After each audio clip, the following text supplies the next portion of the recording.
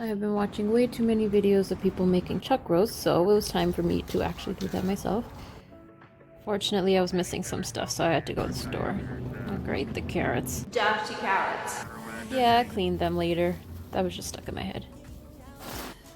I can't forget the crunchy water and some broth. Yeah, I wasn't feeling paying like $12 for that. So I grabbed some basil as a replacement for the bay leaves and a thyme plant. And last but not least, a baguette to make garlic bread.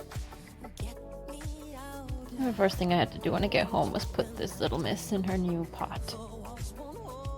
And by the time I finished that, this menace really wanted food, so I had to feed him. I had a speed run cutting through these vegetables. My makeup did not hold through this time with onion tears. Get the celery in there, and then I actually keep some garlic on my countertop in this ramekin, so I had to cut through that. I have no method, just make sure they're cut. That's my method. And then just putting these into bowls so I don't lose my mind later when I have to cook really quickly over the stove. The dirty carrots. Don't do what I did. Use a peeler. They were flying everywhere. I got a tiny chuck roast just in case I completely failed at this recipe. I wouldn't feel too bad. Anyway, salt and pepper both sides. Then I seared her on all sides and set her aside to take a nap while I sauteed the carrots, onions, celery. Yeah, a couple minutes. Then I added the garlic back in, some tomato paste to cover the vegetables. It took its sweet time to come out of the can. Added some cooking wine. Wait for that to thicken. Then add in some beef broth to cover.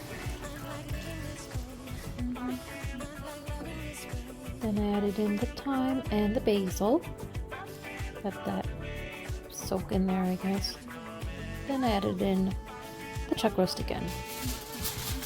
And into the oven she went for an hour while I boiled these potatoes.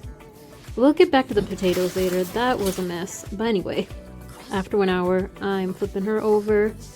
I tasted it a lot, and I needed more pepper, salt, and cayenne pepper.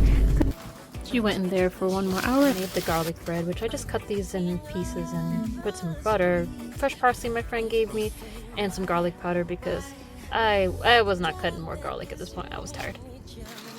This is what she looked like after 1 hour. Isn't she beautiful? Well, I took all the chuck roast out, cut them into bite-sized pieces, and put them back into the pan. Now, please don't come for me. The potato consistency ended up being more like a pate. It was delicious, though, so I'm just gonna pretend that didn't happen. And bam! I paired it with the plum sake, yes, and then proceeded to eat 2 full bowls of this before falling asleep almost immediately.